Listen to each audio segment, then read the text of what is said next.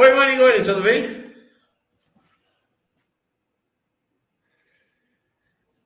E aí, Mauro, bom dia. Bom dia, Davi. Bom dia a quem está nos assistindo. Vocês estão me ouvindo? Então, Estamos ouvindo, é estamos sempre ouvindo. muito Perfeito, bom meu ouvir o amigo. Davi. O Davi, de vez em quando, eu tenho assim. Alô? Tá Oi, ouvindo? fala. Não, o Perfeito. Davi, sempre que eu tenho dúvidas cabeludas aí sobre economia, eu ligo para o Davi para me esclarecer. É muito bom ouvir ele, porque o Davi é um estudioso no detalhe, mas ele tem uma vantagem sobre a maioria dos economistas que eu conheço. Como ele está no Congresso também, ele está acompanhando cotidianamente essa disputa política em torno da economia, o que é algo fundamental. Sem ela, a gente não entende esses rumos pelos quais a gente está passando. Sim. É bastante interessante essa questão do PPI. Alô? Oi. Oi. Vocês caíram? Não, tá Não, perfeito. não, ok, O tá. fator principal. O que é? Não, tá com algum probleminha a sua conexão aí, você tá dando um certo delay, mas a gente tá te ouvindo, pode ir em frente. Não, a principal questão no preço do petróleo me parece ser o câmbio. O preço está relativamente estável, em torno de $80 o barril. Ele não está abaixo. A principal questão é o câmbio que tá fazendo com que esses outros produtos estejam com preço melhor. Me parece, Davi, não te parece isso, não? Não é tanto uma Sim. queda acentuada no preço do petróleo. Teve a combinação das duas coisas, né? Teve uma A queda combinação, em exato. relação a 21, né? A gente veio normalizando o preço do petróleo Mas e o câmbio, né? Porque mexeu nas duas variáveis. Perfeito isso. o que me preocupa muito é o seguinte: é um certo efeito de encantamento que está acontecendo com o Fernando Haddad, mas não é Fernando Haddad pessoa. Fernando Haddad pessoa, não tem nada contra ele, parece ser uma ótima pessoa, conheço ele pouco, é uma pessoa culta, afável, simpática, tal. O problema principal é que isso cria uma situação de ampla receptividade da sociedade brasileira para medidas muito duras e regressivas que estão sendo tomadas, que é o arcabouço fiscal. E não digo tanto a reforma tributária, porque ela não tem um efeito, como o Davi falou, não tem um efeito imediato.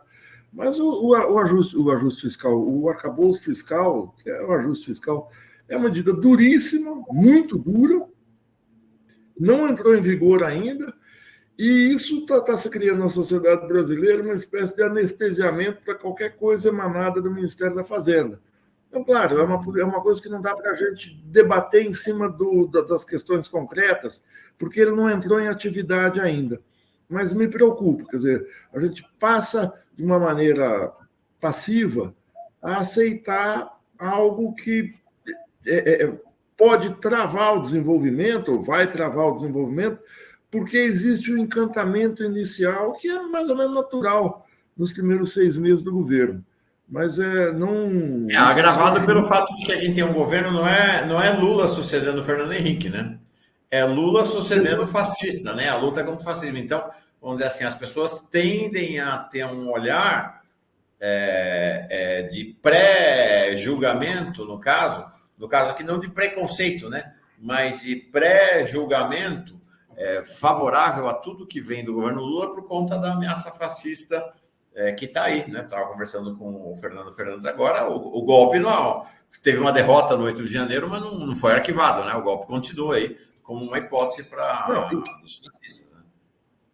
E mesmo a ação do governo contra o fascismo é muito tímida. Se a gente for ver, depois da exoneração do ministro do Exército, do Azevedo, logo depois do 8 de janeiro, no começo de janeiro e tal, o governo federal não tomou nenhuma ação para retirar o Exército da cena política.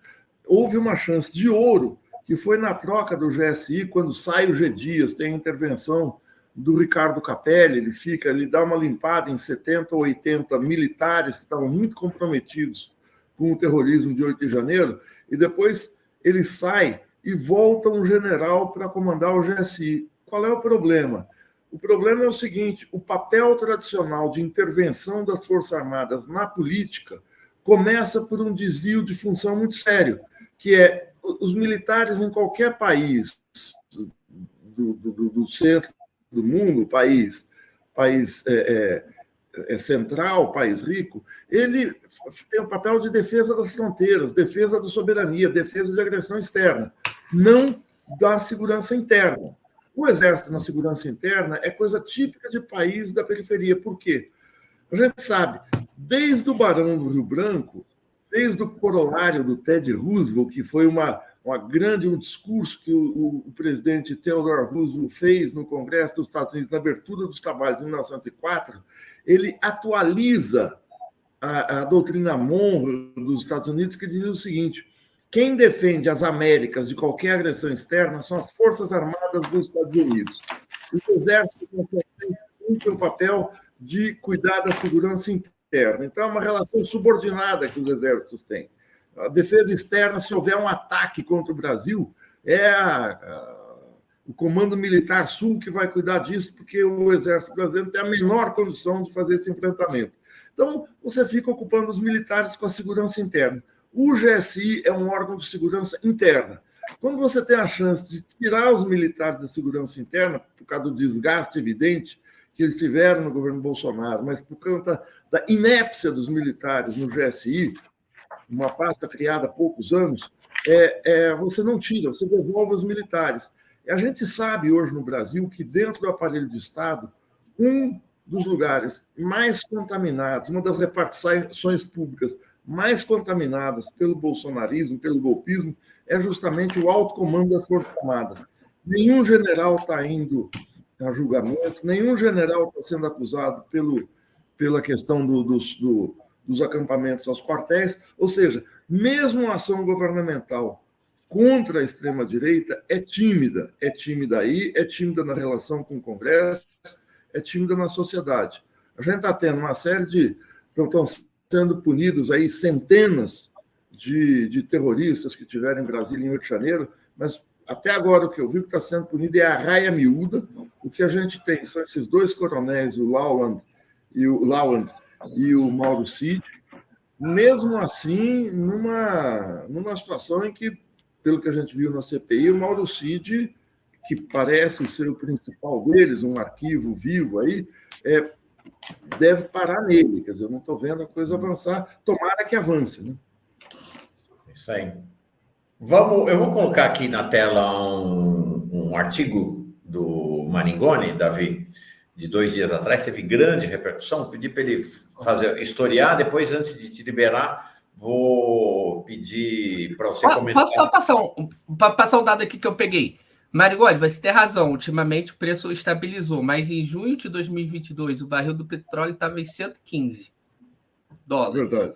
Aí o governo começa com 88 e agora está 79. Então, se você pegar assim, a trajetória foi de queda, né? E aí tem um câmbio também, verdade, né? Verdade. A gente sai de 5,30 para 4. Eu peguei as últimas semanas e você tem razão. Aí se o governo segurou por bastante tempo para esperar para reduzir, isso dá um baque, mas olha, você tem razão, aí nos últimos meses está tendo um processo de estabilização, ou seja, vai parar de melhorar. Eu queria só fazer um comentário aqui breve, e aí vou ler algo para vocês, que é o perfil Diálogo Subversivo, aqui está com a gente todo dia, muito bem-vindo. Agora, está dizendo, o Davi é mentiroso, xingando o Davi, fala, não vai para lugar nenhum, mas esse é um tema nas redes sociais, nas redes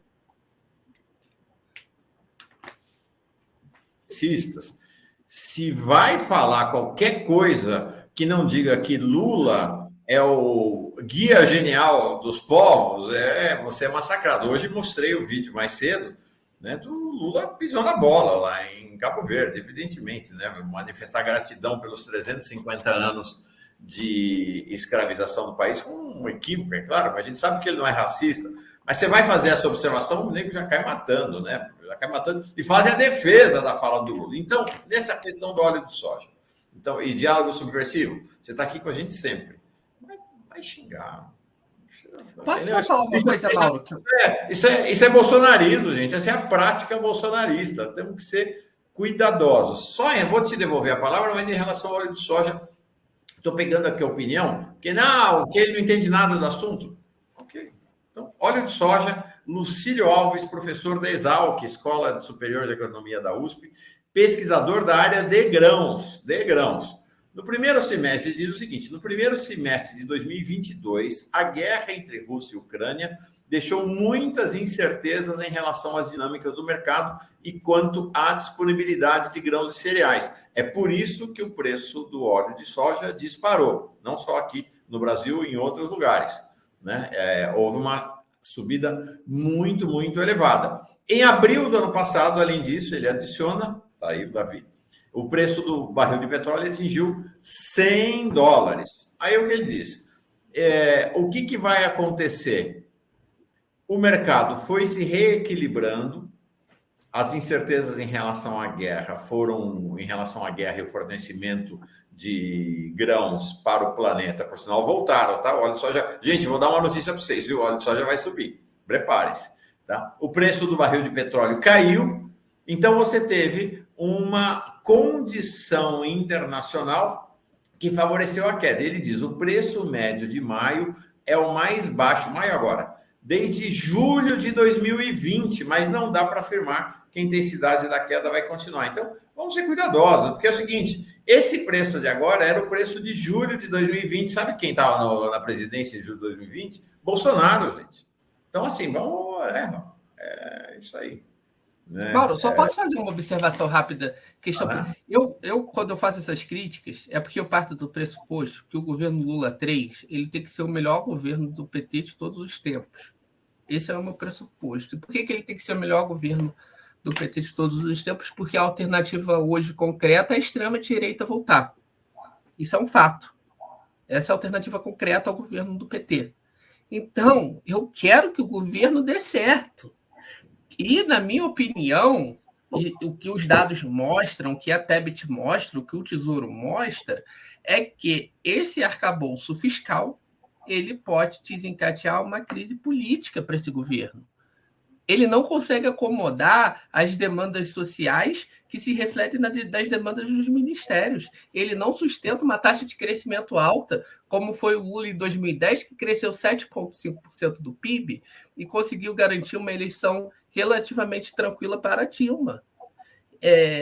Então, esse cenário me preocupa, porque eu quero que o governo dê certo. Em 2015, me xingavam também, deviam xingar bastante Maringoni. Eu lembro, em 2015, que xingavam a gente. Xingavam bastante. Xingavam muito, porque eu falava o seguinte... Por quê? Porque criticava quem? Quem era criticado? Joaquim Levy. Porque tinha uma ideia ali naquele momento, Mauro, isso é muito importante lembrar, porque 2015 é um ano que foi muito pouco compreendido, que se tratava de uma tática genial colocar um representante do Bradesco, o Trabuco, foi convidado para ser ministro, ele não vai e indica o Joaquim Levy, o Bradesco indicou o ministro. Logo, a percepção da grande política, dos grandes pragmáticos que falavam que era leninismo, isso tudo, era assim, olha, se a gente colocou um cara do Bradesco, eles não vão dar golpe, porque eles já têm o Ministério da Fazenda. Então, a gente conseguiu estabilizar a burguesia, porque nós somos geniais. E a gente falava, não, porque se você não faz uma política popular que melhora as condições de vida concreta do povo, e, aliás, se você faz o exato oposto, gera desemprego, você torna o governo fraco e eles te dão uma banda. E eles te botam para correr. É assim que a burguesia sempre agiu na história do Brasil. E aí xingavam a gente, porque a gente não queria que o governo tomasse o golpe. Não queria. É o oposto, né? Então, eu não sei se a Febraban, Mauro, que está elogiando o arcabouço fiscal todo santo dia, se a Veja fez 2 capas para o ministro da Fazenda, esse tipo de coisa. Se é 3, Davi. 3. Talvez seja ela. Davi, aí eu vou contestar a sua estatística. São 3 capas. Teve a da última semana o Haddad cumprimentando o Lira. 3 capas, perfeito. 2 solo, né? Perfeito. 2 solo e uma com a banda, É isso aí. Vamos embora. Vou mostrar, então, agora o artigo do Gilberto Maringoni. Inclusive, o título é instigantíssimo, né? O Grande Pacto Liberal e a Quadratura do Círculo, por Gilberto Maringoni. E aí tem aqui um resumo que nós fizemos aqui. O mercado está encantado com o Fernando Haddad, o novo namoradinho do Brasil, da parte do Brasil que manda. Há um novo pacto liberal em curso e o desafio é opor-se a ele sem enfraquecer Lula e seu governo. Ao contrário, combater o pacto liberal pode fortalecer Lula. Em outras palavras, o que o Maringoni diz é quem elogia em toto o governo Lula está aderindo ao Pacto Liberal comandado por Haddad. Conta o que é esse artigo, Maringoni. Mauro, esse artigo, em resumo é o que meu pequeno tijolinho, meu grão de areia. Me parece que a conexão está instável. Vocês caem toda hora para mim, mas vamos lá. O presidente Lula, em fevereiro, numa grande reunião com sindicalistas no Palácio do Planalto, pediu o seguinte: vocês têm que pressionar o governo. E não tem que dizer o seguinte, porque o Lula está no governo, não tem que ser pressionado. Ele falou o seguinte: é justamente porque o Lula está no governo que vocês têm que pressionar. Eu não estou pressionando, estou fazendo um modesto artigo de repercussão. Embora esteja no site, tem uma grande repercussão, a gente sabe, é uma repercussão limitada. Você não está falando para toda a população, você está falando para uma camada que discute, que está ligada na política, na economia e tal. Mas a ideia é a seguinte: o arcabouço fiscal ele consegue galvanizar uma frente de apoio que vai da extrema-direita. Paulo Guedes apoia o arcabouço fiscal, elogiou o Haddad, passa pelo Joaquim Levy, passa por todos os grandes financistas, Edmar Baixa, Armínio Fraga, tal, com um ou outro senão, todos apoiam. E esse apoio passa pelo centro, pelo centrão, no Congresso. Os setores empresariais, especialmente das finanças, estão encantados com o arcabouço fiscal, e esse apoio vem até o PT, até o PSOL. Se a gente lembrar o outro grande pacto liberal que foi feito no Brasil, que foi o Plano Cruzado, em 1994, vai fazer 30 anos no ano que vem, era um pacto que ia da extrema-direita, que não era organizado, mas da direita, até o PSDB. O PT ficou de fora, o PT era contra o Plano Real de início. Então, essa frente é muito poderosa, é uma frente gigantesca, mas, ao mesmo tempo, frágil. Porque se acontecer isso que o Davi falou, quer dizer, se houver uma retração da economia, se o governo ficar impopular, esses setores são os primeiros a pular do barco. Tanto que, se a gente voltar a 2015, um dos setores que apoiavam o governo Dilma com tudo, em 2012, 2013, quando a Dilma fez as desonerações na folha de pagamento, foi a Fiesp. E a Fiesp foi quem botou o pato amarelo na rua. Então, esses aliados do governo são aliados momentâneos de uma situação que é esse grande pacto. E aí eu digo justamente isso, a dificuldade que a esquerda mais, não vou dizer consequente, que ninguém é inconsequente aqui, mas uma parte da esquerda está dizendo é o seguinte: é preciso mudar o arcabouço vai prejudicar o próprio governo, isso que o Davi falou. Mas me parece que o setor neoliberal do governo, que está nucleado no Ministério da Fazenda, especialmente, usa também a ameaça fascista, que é real, que é concreta, eles estão organizados, mas usa como uma espécie de sinal para dizer o seguinte: olha, qualquer oposição ela vai desgastar o governo, e se vocês continuarem com isso, a alternativa é o fascismo. Então, o fascismo é uma coisa muito perversa, isso. E eu digo sob o risco de levar pedrada, porque eu não estou subestimando o fascismo. Assim como o Davi, eu quero que o governo Lula dê certo. Eu quero que esse governo consiga superar e deixar de lado não, vencer a ameaça fascista. Mas essas diretrizes são preocupantes. Quando dizem, você é ave de mau agouro, você está com inveja do Haddad, é a maneira assim, limitada, a maneira estreita de pautar o debate político. Não tem inveja de ninguém. O Haddad é um ministro, é um cara competente, eu já disse aqui. Agora, não criticar significa depois você não poder apontar o que aconteceu, os erros, os equívocos que aconteceram. Até hoje, o PT não avaliou corretamente o que aconteceu em 2015, 2016. Houve uma política que, desde o início, o Davi, eu, outros apontavam, que você, Mauro, ia retrair a economia, ia aumentar muito o desemprego, ia provocar uma queda da atividade econômica e a consequência política é que o governo ia perder base de apoio entre os setores populares. foi exatamente o que aconteceu. A perda de apoio nos setores populares é que fez com que o governo não tivesse condições de resistir ao golpe.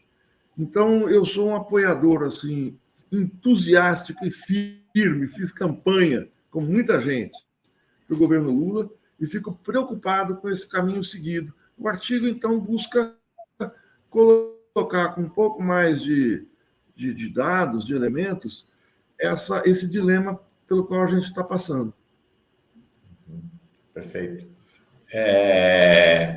Davi, como é que você enxerga esse olhar do Maringoni? Só fazer uma observação, porque o pessoal fica assim, porque o PSOL, porque o PSOL, porque os psolistas. O Maringoni observou uma questão que é importante dizer. O PSOL está fechado com o governo Lula. O PSOL não votou em nenhuma votação contra o governo Lula. O PSOL votou com o governo Lula em todas as votações. É importante que se diga isso. É importante que se diga. O espaço da crítica está bloqueado em toda a esquerda. Arcabouço. Como? O arcabouço menos do arcabouço. Contra em prol do governo Lula. Não, no arcabouço, o PSOL teve uma posição crítica, mas você olha o discurso do Boulos, que é o grande líder do PSOL hoje, é um discurso de apoio, né? É um discurso de apoio, apesar de algumas críticas laterais. Fala, Davi. Eu acho que é o seguinte, a exposição do Maringoni eu acho perfeita, tá? O que acontece, pessoal? Tem questões concretas aqui, tá? Quando a Tebet fala que os ministérios vão ter que aceitar que não vai ter grana, o que ela está falando? Ela está falando que nós teremos dificuldades políticas quando o arcabouço começar a funcionar. Ela saiu da reunião ontem falando isso. Isso é concreto, é factual, eu não estou inventando. E isso me preocupa, porque isso não é uma necessidade, não é uma lei da natureza que impõe esse desafio político, esse desafio econômico para o governo, como ela parece achar, né? O próprio governo Lula e os governos da Dilma, os governos do FHC, não tinham um teto de gastos, era só meta de primário. Agora a gente tem meta de primário e um teto de gastos. E meta de primário muito ousadas, né? Segundo o próprio mercado. E a outra matéria que eu estou falando aí, que é a matéria que compara os ajustes fiscais ao longo do tempo, ela fala o seguinte, que tem um relatório, ela é baseada toda em um relatório do Tesouro, então não estou emitindo uma opinião que sejam meus cálculos, são os cálculos do governo. Eles falam o seguinte, que esse ajuste fiscal vai reduzir o Estado mais do que aconteceu em qualquer outro momento, mais do que o que o Temer fez em relação à economia. A participação dos gastos primários do governo em relação ao tamanho da economia vai diminuir fortemente. A gente vai ter menos Estado em relação ao tamanho da economia. Tá? Isso é um dado concreto. Não estou aqui fazendo uma suposição. É um dado do governo, talvez seja errado, mas é do governo. Então, se você tem menos Estado, uma população maior, o que a gente tem? Né? É óbvio. Você tem menos serviço público, você tem o oposto do que o governo Lula precisa. O governo Lula precisa de um Estado. O Maringoni organizou um livro brilhante, que eu acho que, na época que o livro saiu, eu achei que muitas daquelas coisas seriam levadas a sério, né, pelo novo governo. E o Estado ele deve ser o planejador da economia, ele deve criar mercados, ele deve ser o provedor de serviços públicos como saúde, educação, porque isso aumenta, né, a renda do trabalhador. Isso tudo não vai acontecer com o arcabouço fiscal, isso frustra a população.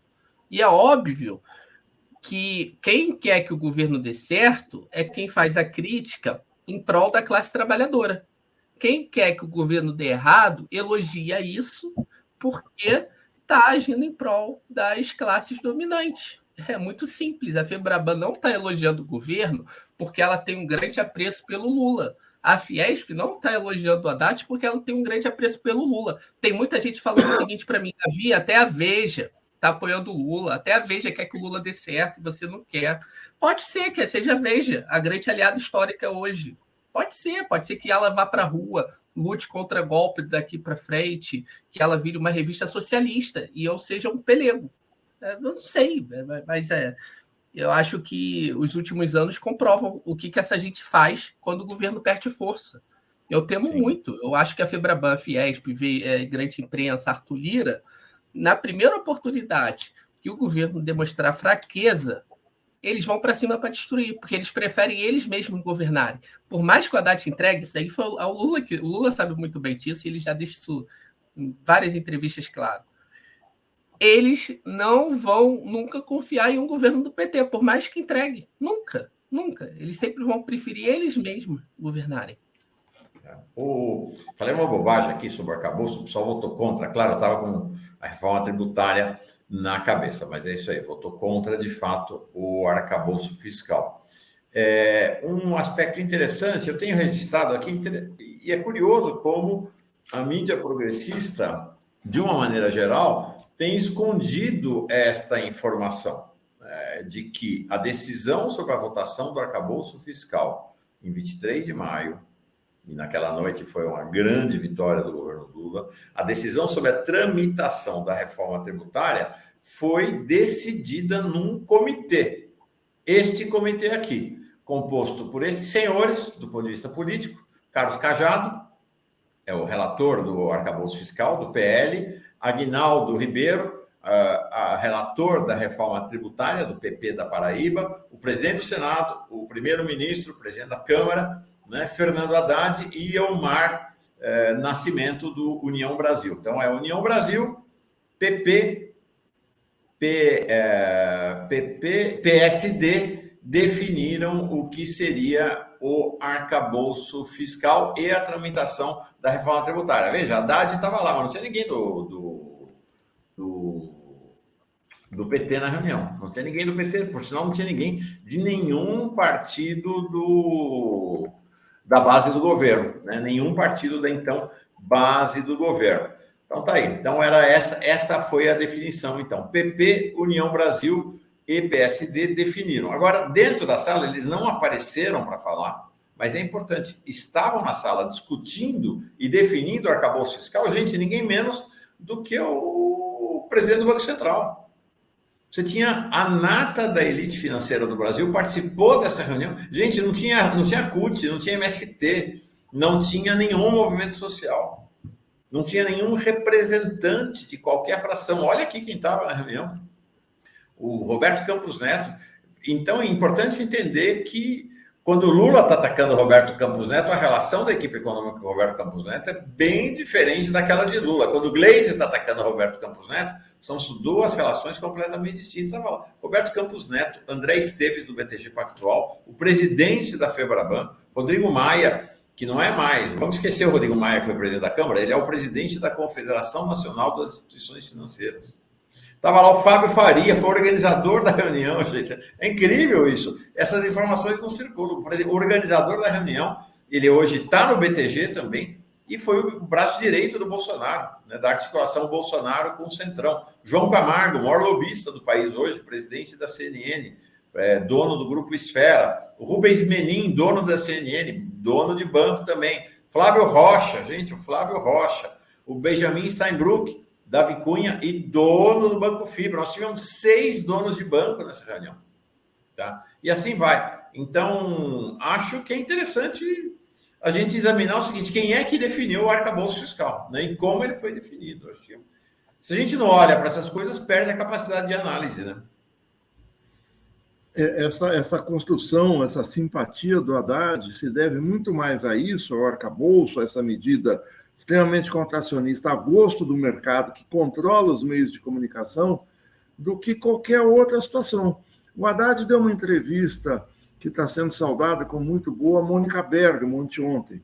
Uma entrevista muito interessante, que ele fala da violência do Brasil, da concentração de renda, das classes dominantes e tal, mas se a gente for entrar na teoria que ele coloca ali, tem algumas coisas preocupantes. O Haddad separa classe dominante de classe dirigente. Então, parece que existe assim, uma dissonância no país entre... E isso ele fala no tempo do Império. O Império é uma coisa que eu estudei. Existia uma...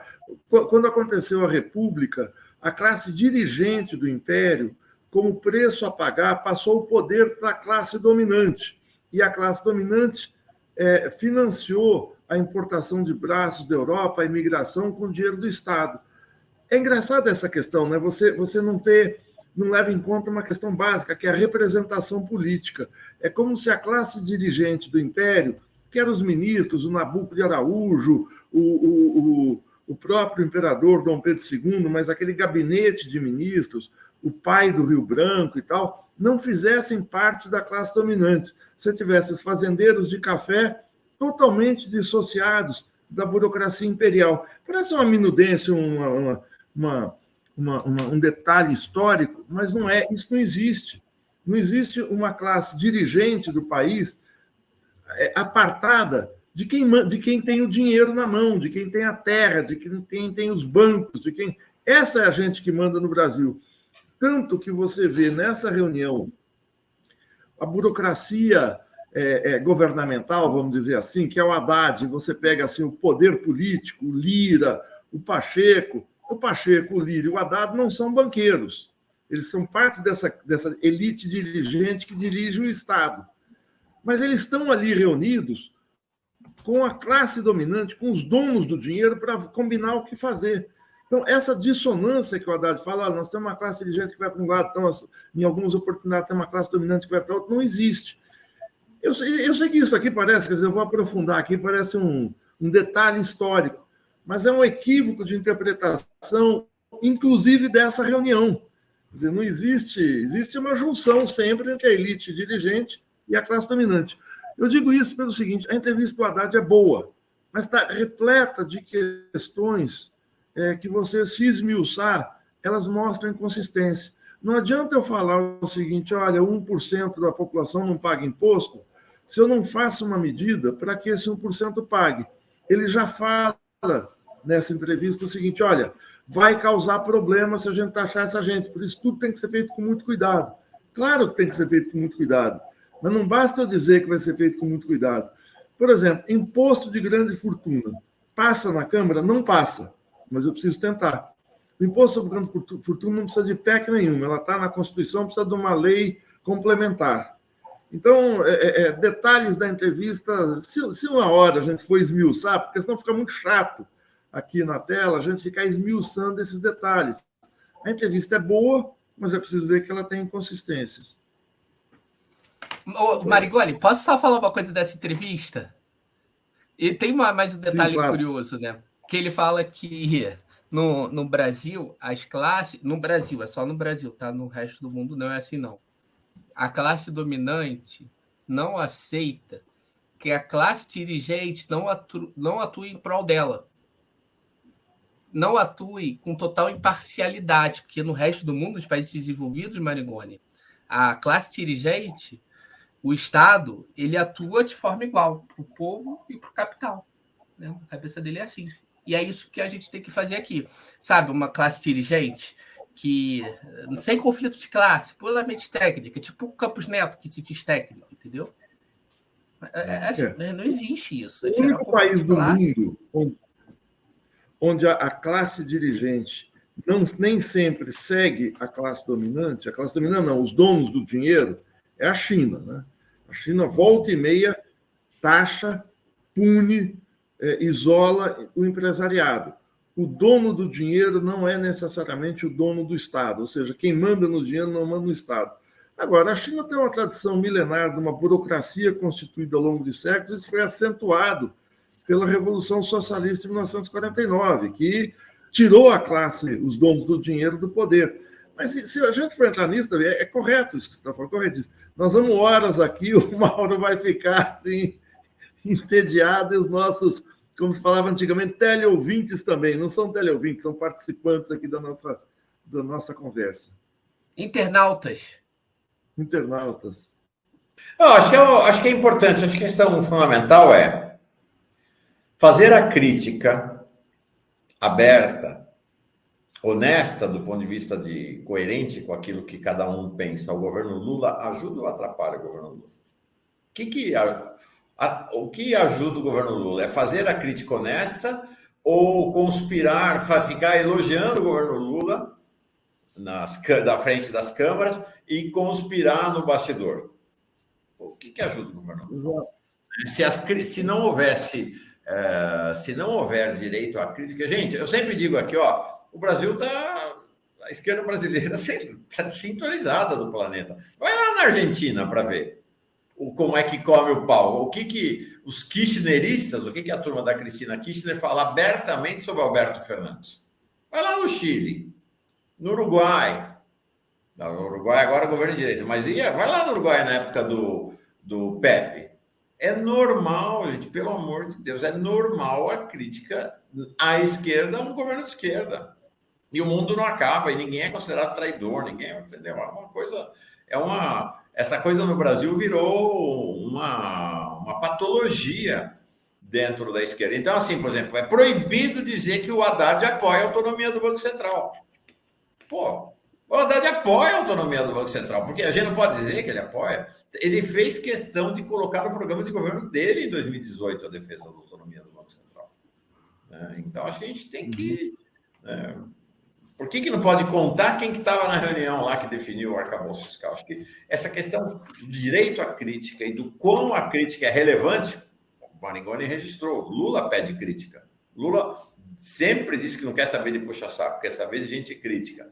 Eu acho que tem que baixar a bola, né, na esquerda e abrir para oxigenar, para fazer o debate. Acho que isso vai ser uma questão chave, né? Agora nós estamos num momento que o governo deve se abrir para a direita, com a entrada do Centrão, a especulação de que ministérios vão ter a direita, quais não vão e tal. É preciso ver que ninguém está colocando em pauta a questão da economia. Né? Ninguém. Porque o Centrão está satisfeito com a economia. O Centrão, na verdade, quer espaço fisiológico. E eles querem ministérios com grana, com grandes orçamentos, para fazer que políticas? As políticas deles, as políticas que a direita sempre fez. Isso é um problema, porque o governo não está se abrindo para a esquerda. Mas vamos falar, o governo precisa de votos no Congresso. É verdade. E a gente sempre vai lembrar, olha, o Petro enfrentou o Congresso. As situações são diferentes? Muito. Agora, o Petro está com o mandato em risco.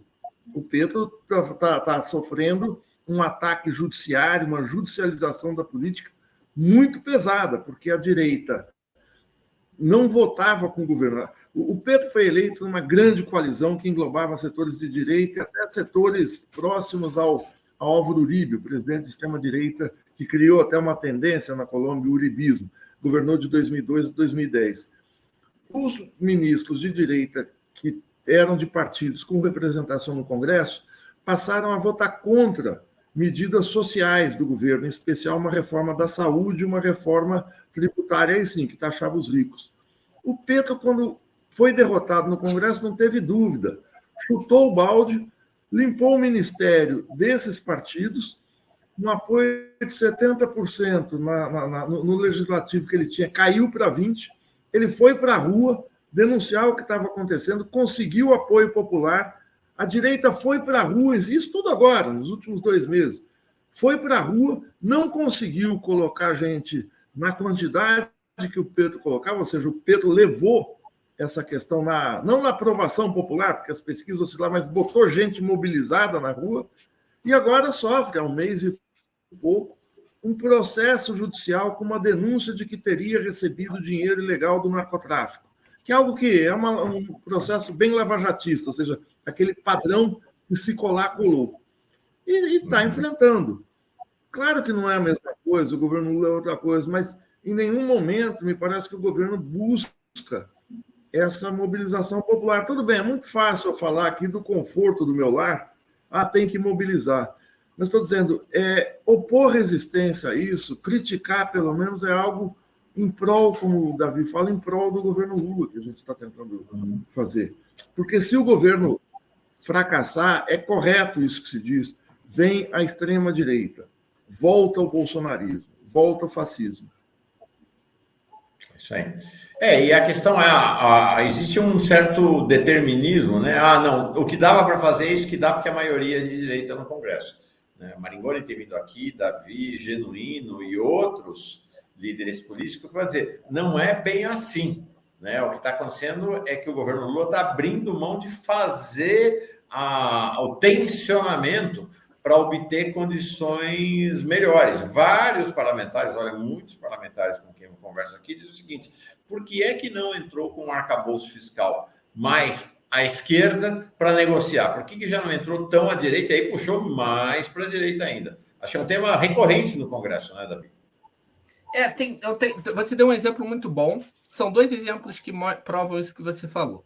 Vamos lá. É a PEC de transição. A PEC de transição que o governo envia, tá? Uma sugestão de minuta entregue pelo Alckmin, formatada pela equipe de transição, estava mantendo o teto de gastos, tá, Maringoni? Isso é importante lembrar. O governo fez uma proposta de manutenção do teto de gastos do Temer, com o furo, tá? Então faria aquele furo da PEC de transição e depois corrigiria pelo IPCA. Essa é a proposta do governo, que foi enviada para o Senado. Na época, eu fiz críticas com colegas. E tem um artigo no Estadão nosso falando, olha, isso é um erro do governo, há correlação de forças no Senado para, por exemplo, propor que uma nova regra fiscal apresentada por lei complementar irá substituir o teto de gastos, que é o mais sensato a se fazer agora, já que o teto está totalmente desmoralizado. Perfeito? Essa foi a nossa crítica. Boa, pontuação fundamental essa, né? Se fosse nessa lógica de que a correlação de forças está dada, tem que fazer o que dá para fazer, essa posição inicial do governo, que o governo agora esconde, né? Esse segmento da esquerda que só quer saber de elogiar o Lula esconde, o governo teria mantido a PEC da transição, mantendo o teto de gastos. Exatamente. E quem muda isso? O Senado. Perfeito? O Senado faz um parecer avançado, citando teorias keynesianas, citando MMT, e também já sinalizando a revogação do teto por lei complementar para esse ano. Por isso que a gente votou o arcabouço fiscal. E eles fazem um parecer muito avançado para os padrões de hoje, o Senado. Haddad se dirige ao Senado e pede para tirar a referência à teoria monetária moderna, as coisas keynesianas, tá? Isso daí está tudo documentado. Perfeito? Então, ele se coloca em defesa do mercado financeiro contra os economistas keynesianos que foram ouvidos pelo Senado naquele momento. O que é um erro, ao meu ver. Tá? A gente não está falando aqui de socialismo, a gente está falando de reformismo, né? Um comprometimento com o reformismo. Mas o Senado melhora o texto. E aí, o segundo momento agora no arcabouço fiscal, o Senado tirou ciência e tecnologia. O Senado. Isso, em nenhum momento, o governo tirou. O governo enviou já com ciência e tecnologia dentro. Quem tirou foi o Senado. E agora está uma disputa na Câmara. Se a gente tivesse compromisso com disputa por corações e mentes, pela disputa ideológica, né? Muita gente fala, correlação de forças, aí cita Gramsci fora do lugar, Lênin fora do lugar. Ué, se tem uma correlação de forças desfavorável, o Senado deu uma ajuda, o que a gente faz? A gente vai disputar, né, a percepção popular para o texto do Senado ser aprovado na Câmara. Uhum. Né? Tirando ciência e tecnologia, com ciência e tecnologia a gente faz uma expansão fiscal forte em várias áreas, como transição energética.